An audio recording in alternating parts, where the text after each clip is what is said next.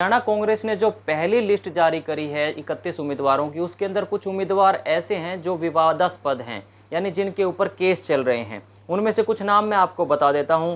सोनीपत से टिकट दी गई है सुरेंद्र पवार को। अब भारतीय जनता पार्टी ने एक इनके ऊपर जो सीधा सीधा ये एलिगेशन लगाया है कि एक तरह से जो आपराधिक श्रेणी से आने वाले लोगों को कैसे कांग्रेस टिकट दे सकती है, और क्या उन्होंने बताया, ये भारतीय जनता पार्टी ने अपने प्रेस नोट में रिलीज़ की है बात कि ये लोग अभी भी इनके केस कोर्ट के अंदर चल रहे हैं, चाहे वो मनी लॉन्ड्रिंग हो या फिर जेल के अंदर खनन माफिया का कोई केस हो या फिर लोगों से धोखाधड़ी उन्होंने की हो। तो इनमें से पहला नाम आता है सुरेंद्र पवार का, जो सोनीपत से जिनको उम्मीदवार बनाया गया है। इनके बारे में बताया है कि जेल में बंद अवैध खनन माफिया के सरगना हैं ये, और सोनीपत के विधायक सुरेंद्र पवार इनका नाम है, और ऑलरेडी ये विधायक हैं अभी भी, लेकिन उन्होंने जो अवैध खनन हुआ था उसके अंदर एक बड़ी भूमिका निभाई थी।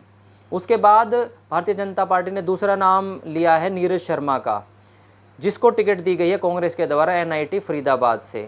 और इनका गुर्जर जाति जो है उधर फरीदाबाद में काफ़ी बाहुल्य है, इनके साथ काफ़ी मनमुटाव इनका हुआ था, और वोट लेने के नाम पर काफ़ी जो है मारपीट तक इनके साथ हुई थी, इन्होंने करवाई थी। इनके ऊपर ऐसा आरोप लगाया है भारतीय जनता पार्टी ने। फरीदाबाद से इनको उम्मीदवार बनाया गया है। इसी प्रकार जो मामन खान है फिरोजपुर झिरका से जिनको टिकट मिली है, उनके ऊपर भारतीय जनता पार्टी ने आरोप लगाया है कि वोट न देने पर गोली मारने की धमकी इन प्रत्याशी ने दी थी, और इनके ऊपर कांग्रेस का हाथ है। और नूह में जो हिंदुओं के साथ जो हुआ था विरोध प्रदर्शन और जो दंगे वगैरह हुए थे, उनमें भी मामन खान का जो नाम आया था।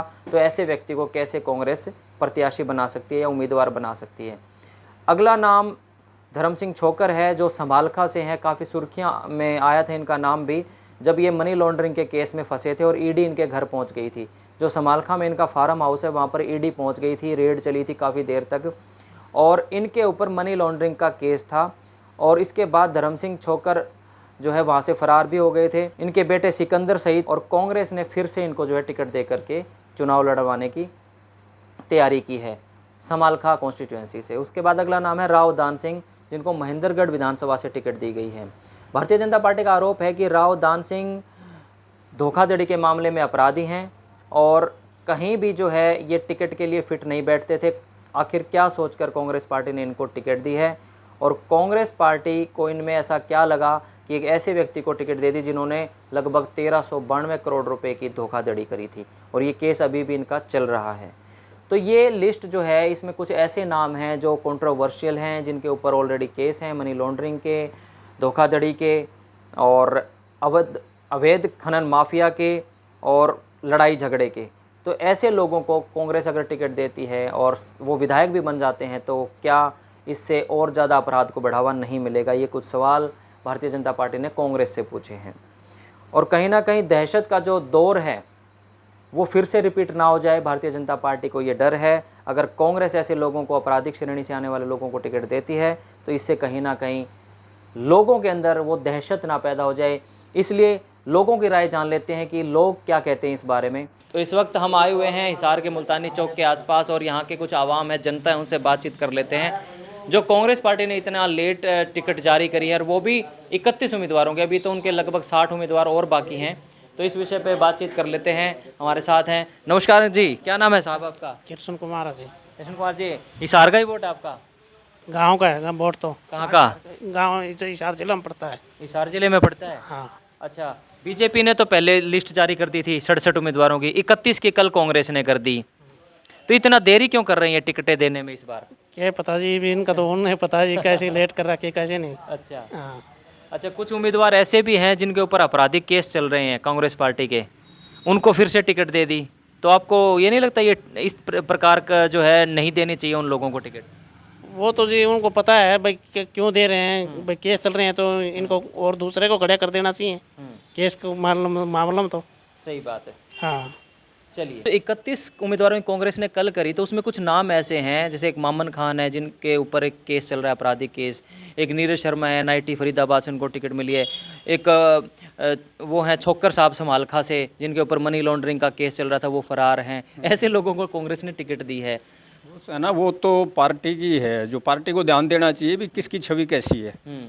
तो उस छवि के हिसाब से देना चाहिए। पार्टी को लगता होगा कि ये कैंडिडेट निकल जाएगा, इस करके उसको टिकट दी गई होगी। बेशक वो जो चलता रहे आपराधिक केस वो तो पार्टी को सोचना चाहिए ना, उसकी छवि कैसी है।